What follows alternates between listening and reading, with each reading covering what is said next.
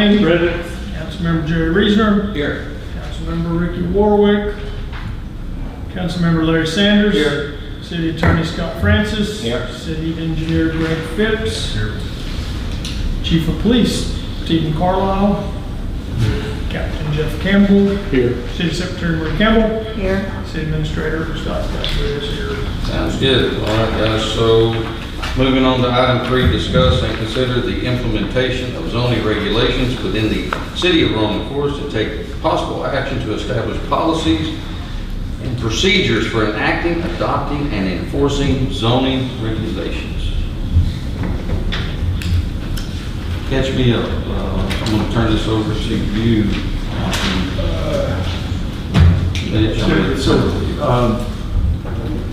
Our attorney sent me a template for the zoning ordinance, which you have in front of you.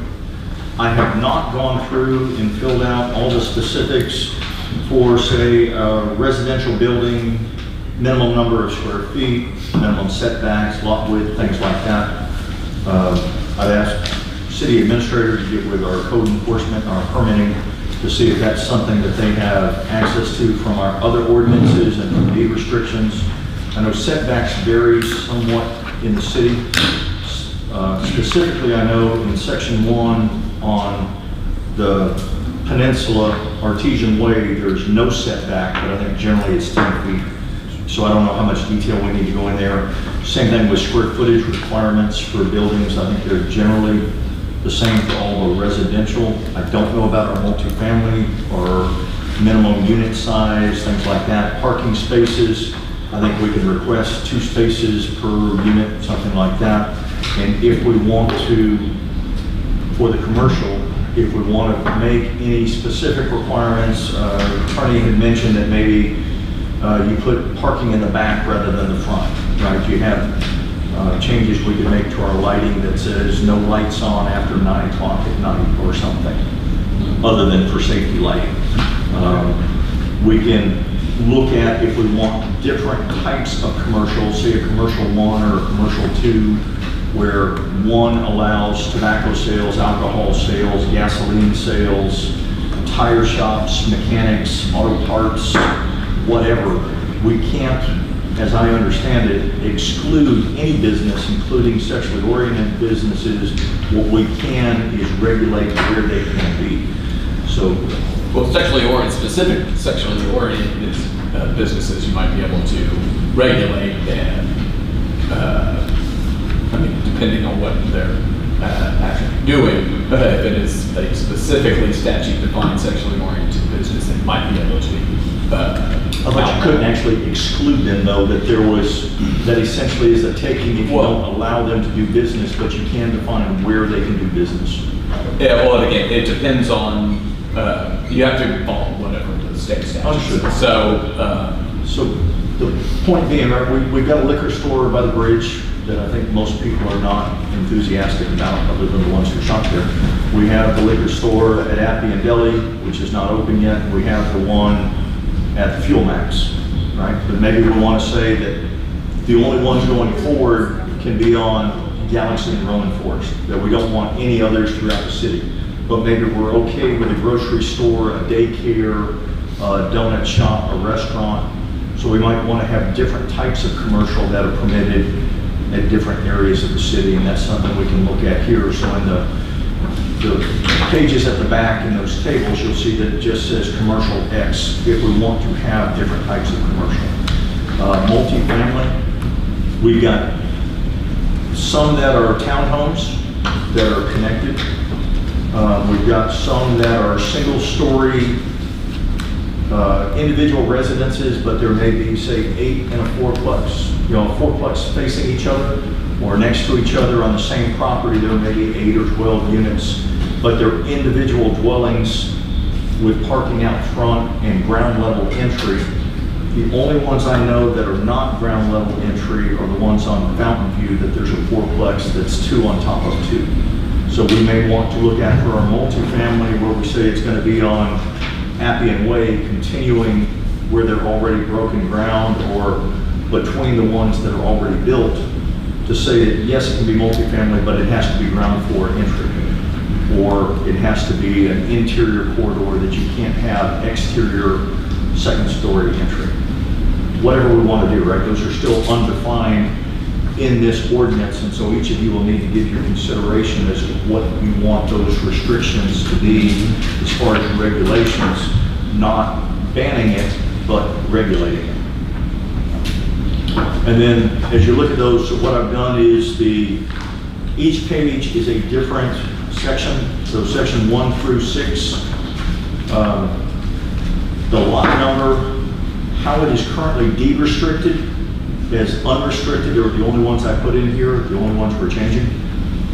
We're seeking to regulate through the zoning ordinance. So what its current deed restriction is and what the zoning ordinance would change it to. So some of them were a reserve, and I made a designation for reserve that would be something that you could not put an impervious paving on and you couldn't put a structure on.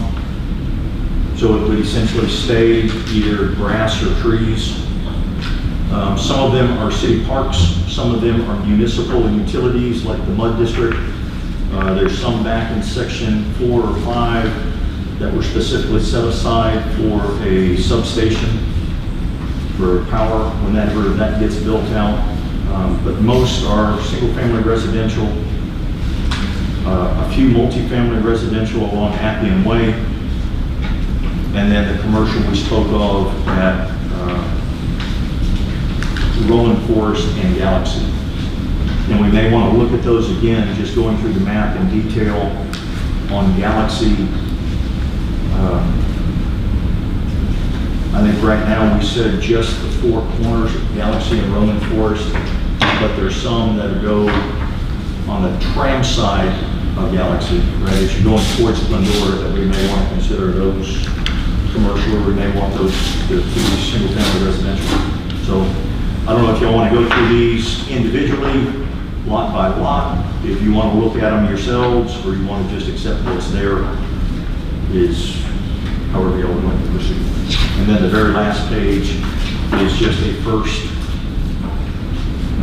very rough draft of different designations. So a reserve park, residential, multifamily, commercial 1, commercial 2, government and municipal utility. And if going through the comprehensive plan, if there's anything else we want to add to that, you know, I don't think we've wanted to pursue anything as manufacturing or industrial or agriculture within the city. But if we wanted to add those for future use, we could.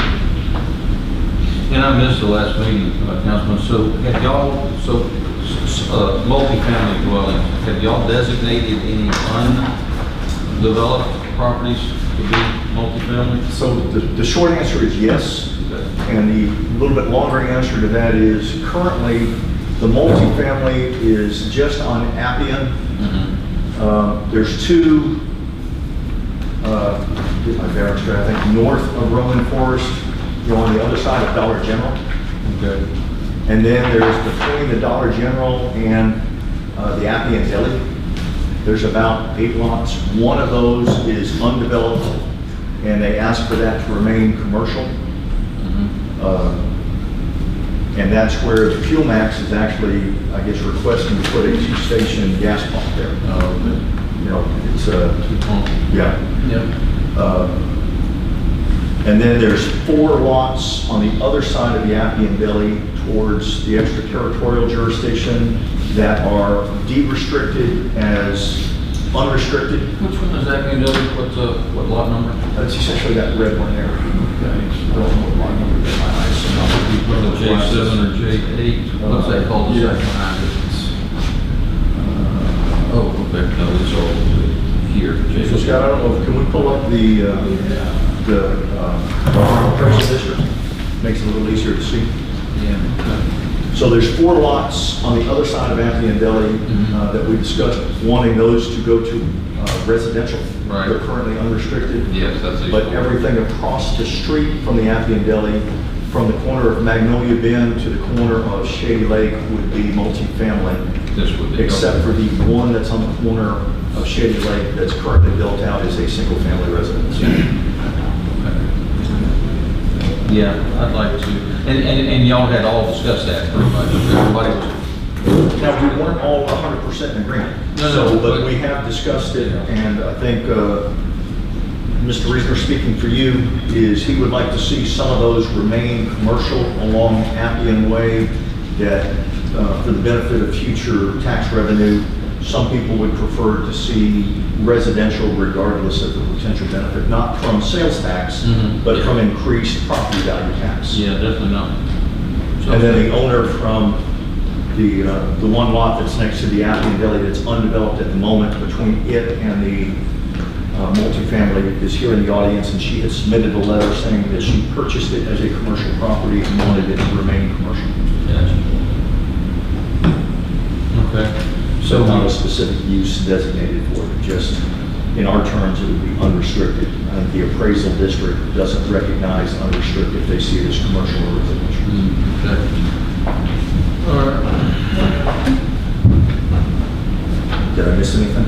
No, he's quite thorough. No, I appreciate that, because I was not here at the last meeting you had. So council, how do y'all want to proceed with this? I would ask that we limit the meeting tonight to an hour, if that's okay with you guys. I have to leave in an hour. I will gladly leave Mitch in charge if y'all want to continue. So with what he's put together in front of you, do you want to start going through this Yeah, page by page, or do we I'd like to want? look it over myself. I don't doubt your work, but I'm like that. I'm comfortable about that. They want that verify. I would like you each to check it, and like I said, we can do it lot by lot in this meeting, or y'all can go back and look at your maps and do it. What I tried to do was stay consistent with what we discussed in the last meeting, so the biggest changes to the deed restrictions are the areas around Pine Pond on Fountain View, taking those from unrestricted to residential as they're currently built out, with the exception of one multifamily there on Fountain View. Okay. The convent over in section 2, taking those lots and say that if that ever sold or the property was ever destroyed or more than 50% renovated, that those lots would revert to residential. Right now, I think there's a restriction that goes with the sale of property that they have to be used for religious purpose, but saying that if it gets torn down, if it gets sold, that those would revert to single-family residential to be in character with the rest of the city. And there were some other lots that are unrestricted in section 2, had quite a few in section. I didn't have a map of section 3 that had all of the lot numbers, so I did not go through those lot by lot. I just made them all single-family residential because we didn't specifically say we wanted any commercial there. There were a few of the reserves in section 4 I couldn't locate, but they're probably boundary reserves. There's some pie-shaped reserves throughout the city. I just left them reserves. You know, that would, again, the intent would be to not build on them at all, that they just stay a undeveloped piece, right? You could clear them, you could make them into a field, you could leave them trees, but you couldn't put a structure on them. I think the tax lots are going to be the setback requirements to put it there. I don't know that answer. So in general, there's a 10-foot setback on everything, but I don't know how that would work. I mean, I've seen those triangle lots. And then some of the reserves we may want to look at in section 4, kind of over by the golf course. There's some very large reserves that look like at one time they were intended to be a commercial development on the other side of Galaxy. That's probably in the ETJ at the moment, but whether or not we wanted to consider those would be right here, these really large pieces. No, okay, yeah. So whether or not the intent was maybe to put a strip center back there in the future or something, I don't know. But that would be some time from now. Again, if we're planning for the next 10 years or 20 years, it's something to consider. I got a question. This is John Francis. And Mitch, are we able to rezone sections of the city that we're not incorporating? No, it has to be within the corporate boundaries. So if it's in the Not in the ETJ. ETJ. Okay. So those would have to be taken out of this if they're just in the ETJ. It's just where I didn't mean to spoil it. No, like I said, I just took the list of everything that was in the original deed restrictions that everything that was marked unrestricted and put them into. But I would agree that would take some of section 4, 5, and 6 and remove those from this ordinance. 3, I guess. 3 times. Would you want to go first? Part of 3. You want to go first? So there is some of 3 that's currently developed as single-family residential, but in the deed restrictions, they're marked unrestricted. So show me, Scott, let's go to those 4 lots on the Afghan. One more question for the Right board. here, 164, 165, 166, 167. That's not how mine are numbered, but okay. That's Yeah, not- if you click on it, it'll give the number of block. Yeah. Okay. So I'm looking at J11 through J14. Is that the 4 that you were talking about? Now, real quick, Mayor, Oh, I'm sorry. Go ahead. Mr. Francis, if in the event that we do annexes more territory, the other sections, should we go back and rezone it again? Absolutely, yeah, absolutely. I mean, you can make amendments to the zoning ordinance, the zones, so long as you're following the, like, you can make amendments to the zoning ordinance, change the map, at any point, so long as you're following the proper procedures. Go ahead.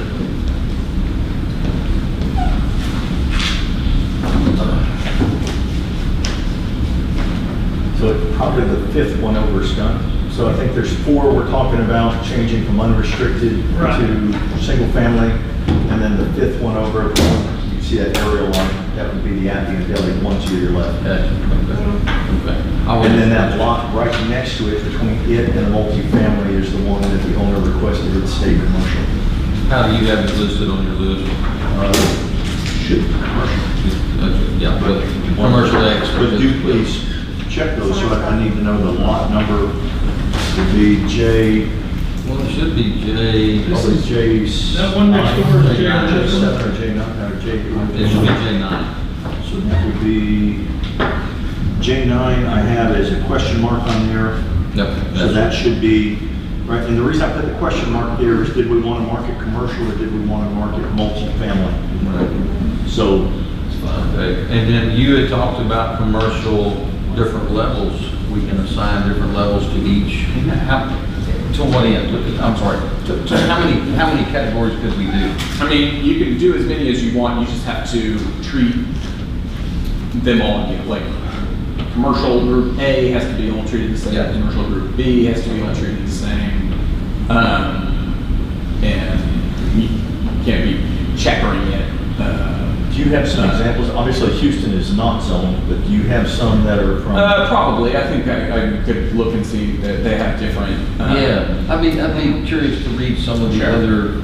Let's see if I can find it real quick. And if they've got the regulations that go with those, to say like something, nothing more than 2 stories, has to be 60% brick, has to be Right. facing the street or facing the back, parking in the So front. parking can be in the back. Can you restrict hours or days of operation within a commercial zone?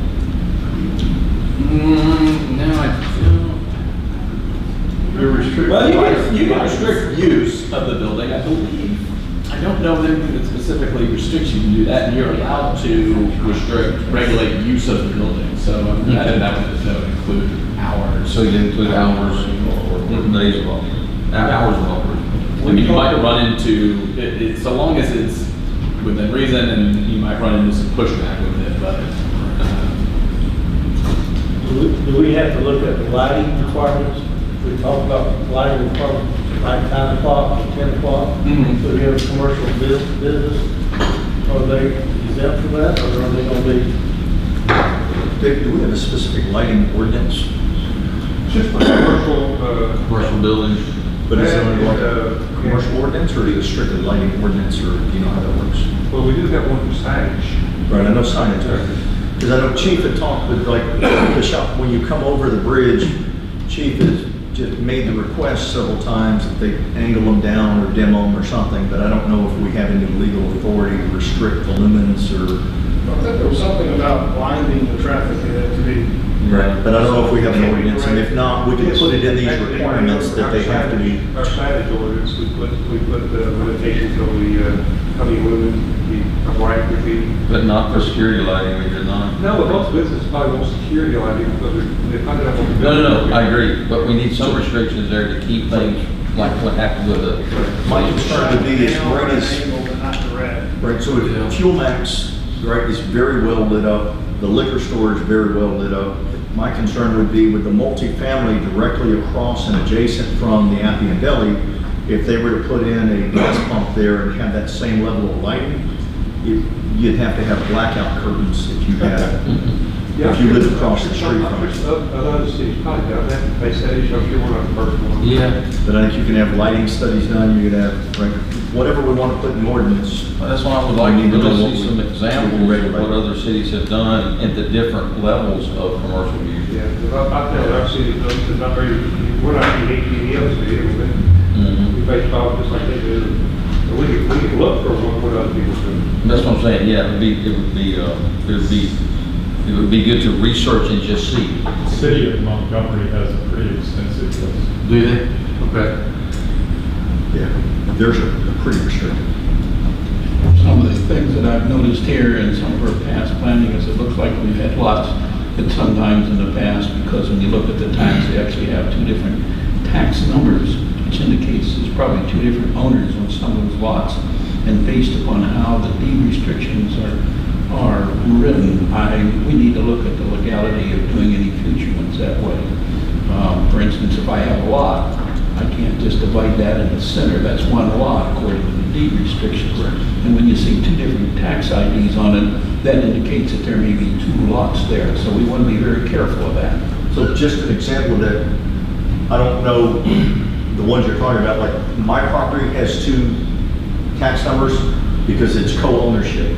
So my wife and I each own 50% of it, and so we each have a tax ID for it for 50% of the property. Yeah, there's a whole string of them together, and so, I don't know if it's legal or this. Actually, Scott can speak to that. So this came up in conversation as I was doing this, because when I go to the appraisal district, because it is by tax ID, 4 lots and the reserve behind it are under one tax ID, even though they are still individually 5 lots, 4 lots and a reserve.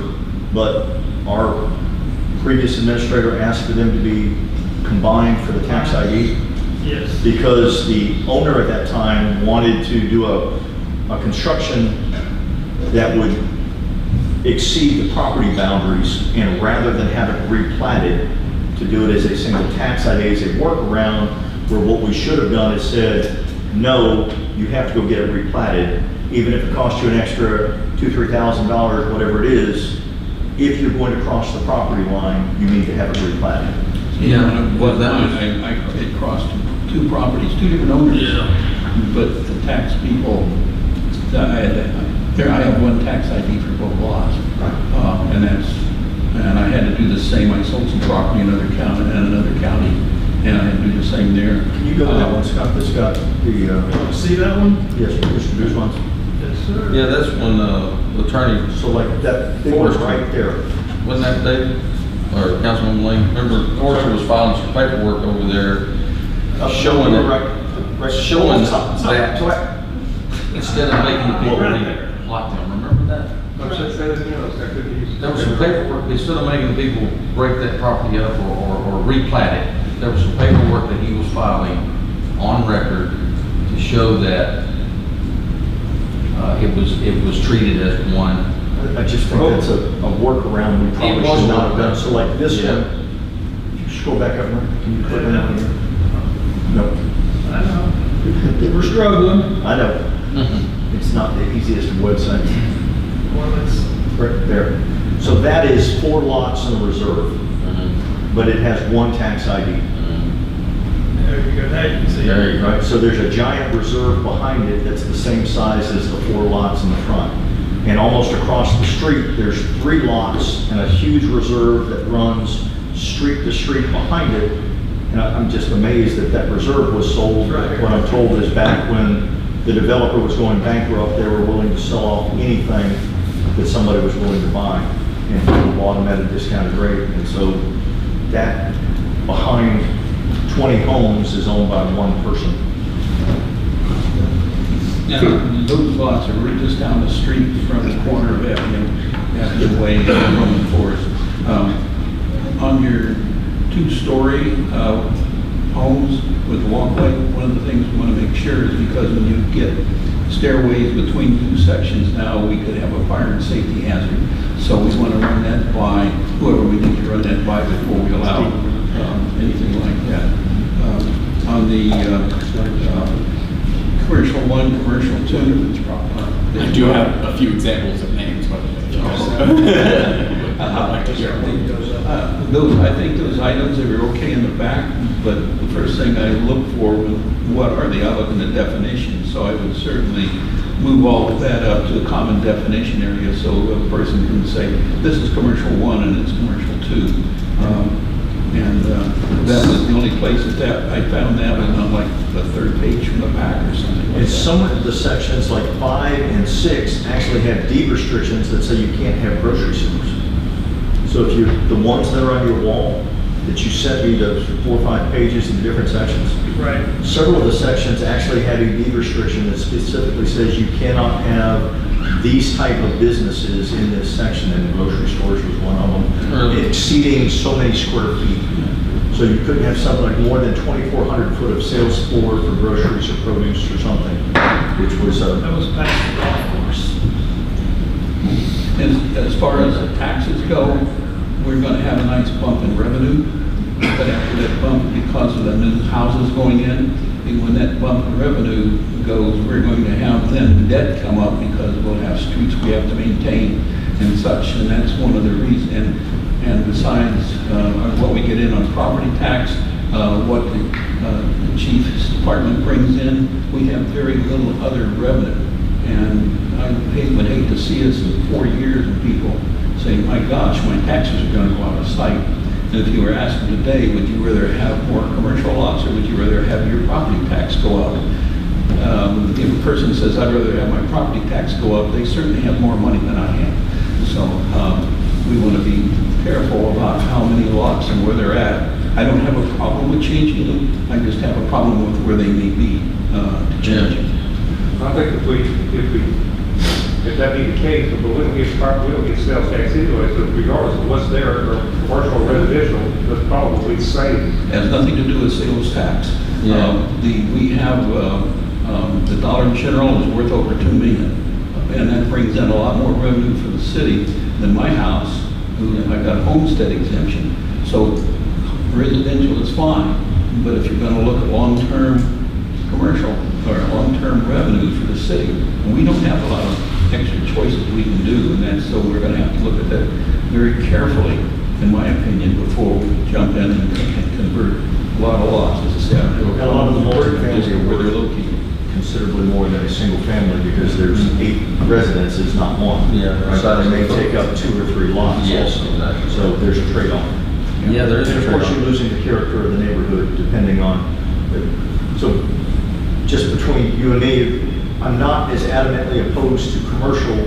I'm adamantly opposed to certain types of commercial, but we can't keep them out. So the only alternative is saying you're not allowed, right? You can go to these corners and that's it.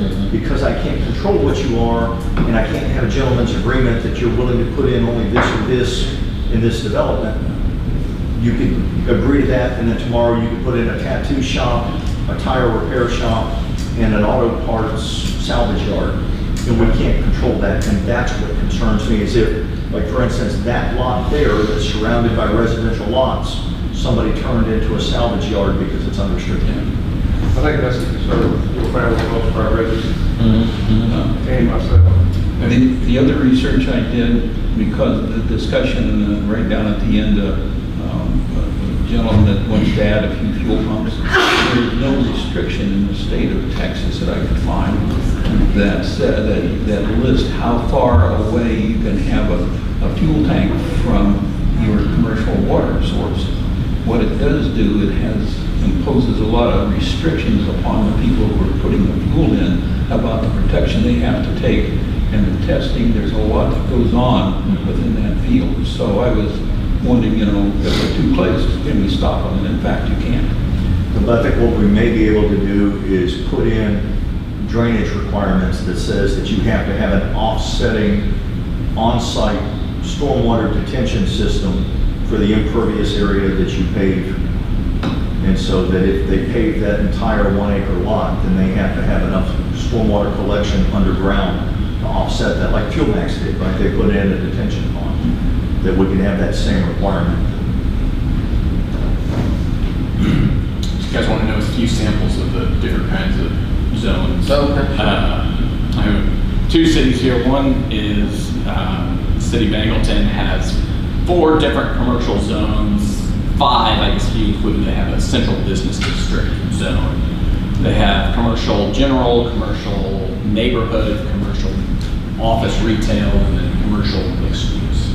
Others, City of Montgomery has, it was like highway commercial,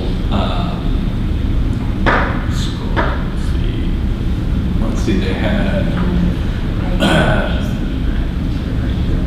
highway commercial, planned commercial, local, planned commercial, community, and I mean, some of these are just, they label them however they're going to do it. They also have industrial, light industrial, industrial parks, they have office complex, office districts, central business district, and they have business district, which is just single stores, so you can do it in many multiple different ways. There's no limit on Yeah.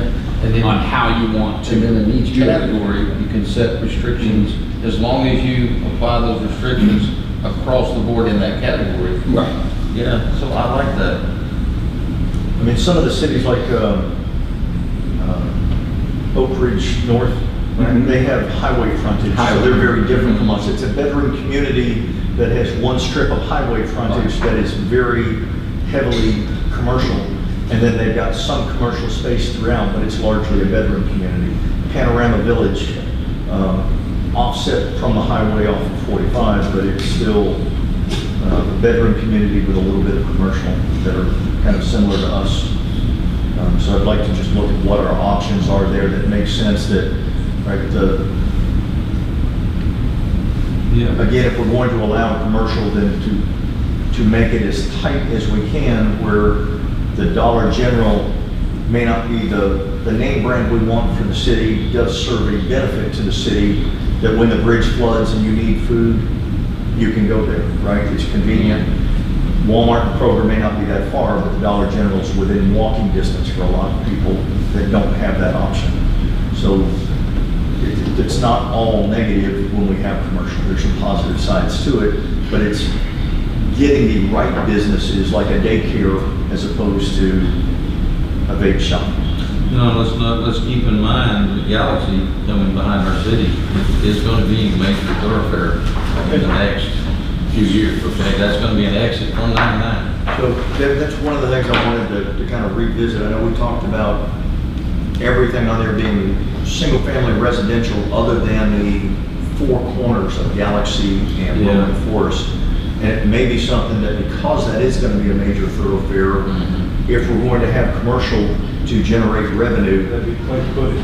That along Galaxy would be a place to do it. So, for lack of a better term, allow that to develop as commercial, all of the lots along Galaxy, and just accept that that's not going to be a residential area 10 years from now. Even if there is some residential back there now, with the property values and the taxes going to be what they are as that develops as a major connector to 99, Yes. just accept that it's out of sight for the bedroom community, but still within the tax base. Yes. You know, so we probably know why we want to build a home right next to that. Right, so that would be an excellent place to take advantage of and use for what you were talking about, Jerry. Yeah. And this is probably something that's going to happen in the next few years. Oh, yeah. Oh, the process has started already. It looked like it.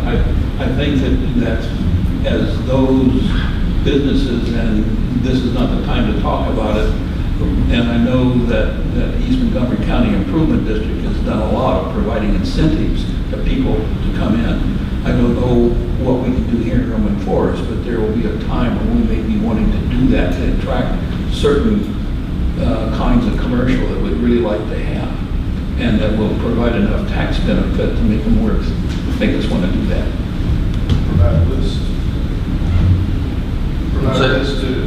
What's that? Provide a list to MSID, because MSID is representing the city. MSID does take the sales tax from here, and they will take into consideration your list with recruit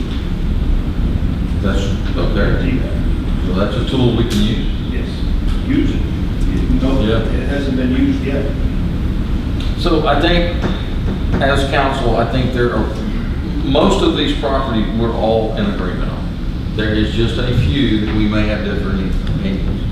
That's what we need to concentrate on when we walk away from here, is getting that list so we can discuss those individual properties, make a decision on them, or come to an agreement on them so we can put something together in this ordinance.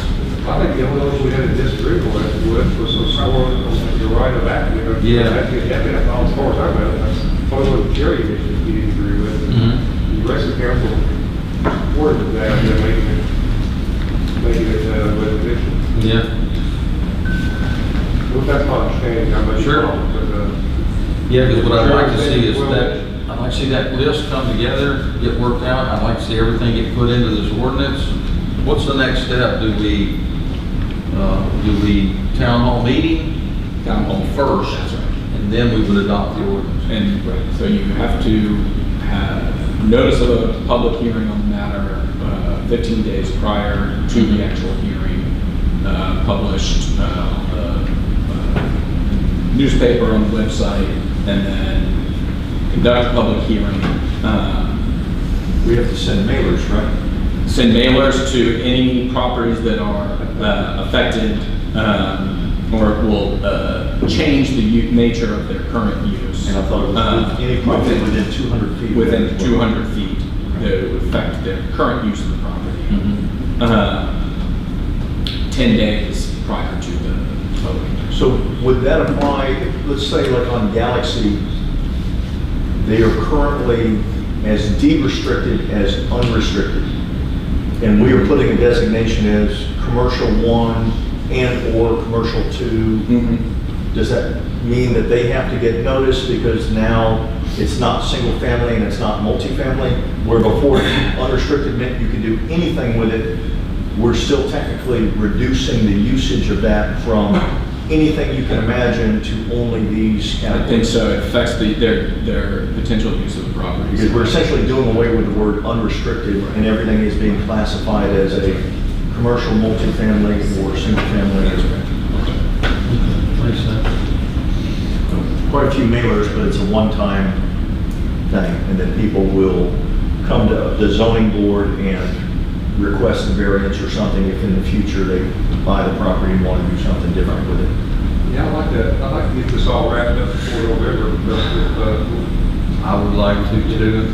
We are really close on this. We just need a final draft of this ordinance for everybody to look at. And in order to do that, we need to work out some differences on some of the property. And then, of course, we need to take input that we haven't heard yet.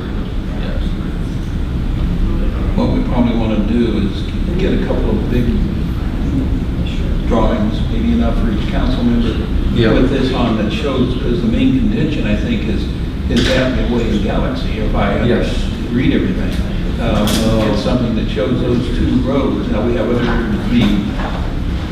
that will change, it's going to be part of it, but I think the contention for commercial and residential is on those two paths. And if we had something showing where those lots were and what they had, it would be easier to go through and identify where we want commercial and where we want residential on those. We're gonna have to go a little deeper than that. Yeah. We're gonna have to go a little deeper and say what type of commercial, Yes. at what area. You see what I'm saying? I'm not saying we need 4 or 5 categories, I'm just saying we need to. The procedure I would recommend doing is if everybody wants to have their version of the ordinance, what I would do is instead of just having you can have another workshop to come together and discuss that and try to have one kind of comprehensive one. The other thing you can do is you can announce a public hearing and send out the notices, and everybody comes to the public hearing with their different versions. Now, that wouldn't be a meeting, it would essentially be the meeting of the zoning commission, which council elected the council to be the body of the zoning commission. Right. So it would still be the the six of you all, but you would bring that to the public hearing, you would get public comment, and at that hearing, at least try to come with a comprehensive, okay, this is what the zoning commission has decided as a final proposed establishment of zoning regulations within the entire city, and then you would put that forward for another regular city meeting to actually pass the ordinance after that. And that way you're not having a public workshop, Right. then another public meeting, and then potentially a third. Yeah, which is doable, because we're not talking about a large amount of properties here that would be really up for discussion. Yeah, what do y'all think about that? Instead of another workshop,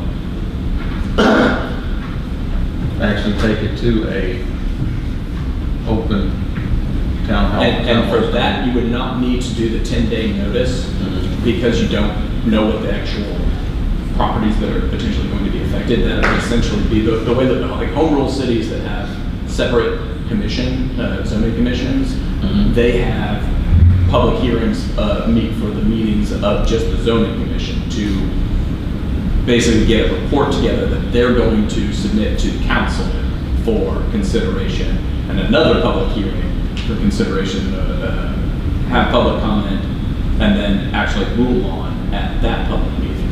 And so if you have this, instead of having another zoning workshop, you have it be a public hearing. Notice it for 15, notice it properly with 15 days. You don't have to do the 10-day written notice. It's just the commission is holding a public hearing on the potential zoning laws, and then that would essentially satisfy that element, and then you would submit that to council for the next meeting. The commission would submit it to council, and you're submitting it to yourselves. Mr. Castleberry, let's get sent to council or printed out for council. Let's get just the Galaxy corridor for the city and the Appian Way corridor for the city. I'd like those separate from this big map, okay? So that they can make notes of what they want to assign to those lots. So when we bring that to that public hearing, everybody will have their version of it. Everybody will have that list. And we would actually discuss it during that. So you would essentially, this meeting would start off by you open the public meeting, receive public comment, Right. close the public meeting, discuss everything, and then come up with a report that then you would submit to yourself. The commission submits to the council. Yeah. Great idea. So we need a couple of coloring books, a couple of coloring pages. Greg's gonna give you some color books. Yeah, we can do that. We can get it emailed to everyone. I get it. Greg is gonna get it to everybody. Yeah, you just have to make sure you do it whenever you're going to plan the public meeting. It has to be long enough to where Scott and Marie have time to publish a notice in the paper that there'll be a public hearing. And that's the 15 day? 15 days. Okay. But you still have to send out the letters or not? Not for the commission, not for this first commission meeting, because you don't know what everything is actually going to be. You would have to do it you would have to hold a second public hearing where council will actually make the determination on it. Yes. And for that second meeting, you will have to send out the 10-day. This is Based on gonna what be- would happen. This will be taking public input during a workshop. This is basically what this is going to amount to. Yeah.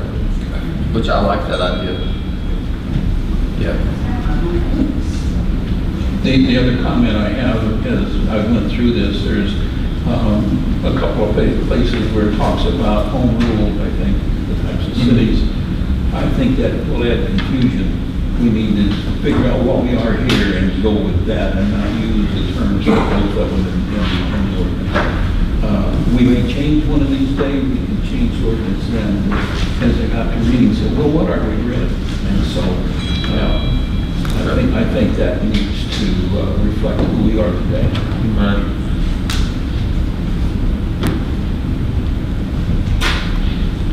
Yes, technically that would be a meeting of the zoning commission, Zoning commission. not city Right. council.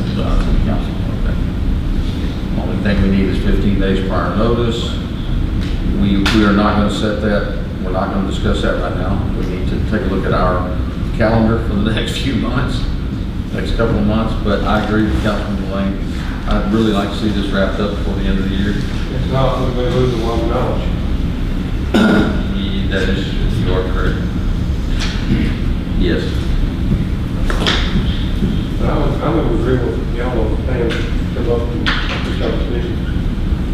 Hey, we may all walk in here with our 2 pagers and we may all be in agreement on all of it.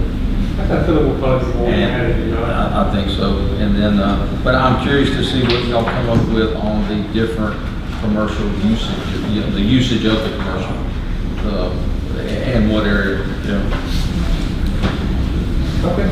I wouldn't go crazy with it. I don't think we need 3 or 4 different classifications. I think 2 would probably suffice for what we're trying to accomplish. I think there's a half dozen types of businesses we want to regulate to the peripheral of the city. Yeah, And everything else is acceptable. Exactly, and I think we're all pretty much on the same page on that. And I think this accomplishes what you're trying to accomplish too, Councilman Reasoner, I really do, yeah. My goal is revenue for the future, because. Balance, we gotta balance it, right? Yeah, we don't wanna turn this into a noisy traffic, but we can't ignore that residential property taxes are not going to keep the city operating where it needs. One of the things I tried to find out was the amount of money on a couple of the businesses we have that actually went toward the city, the Roman Forest. And that's a very difficult thing. That money's included in the bag of money that we get, and there's no real breakdown of this property gave this much money and that property gave that much money. So I was hoping to bring that up to do a better job of showing the differences between residential property and commercial property, the income they would produce. Yeah, anything else for zoning council? No, sir.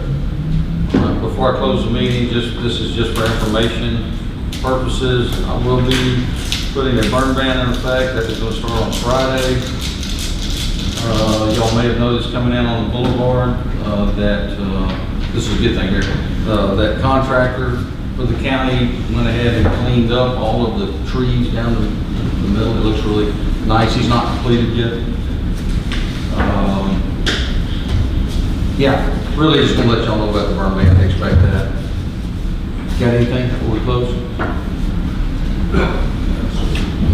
All right, council, just need a motion and a second to close the meeting. I make a motion, we adjourn the. Motion on the floor, Councilman Lane to adjourn for the evening, seconded by Councilman Sanders. All in favor of adjournment? It is unanimous. This meeting is adjourned at 6:20.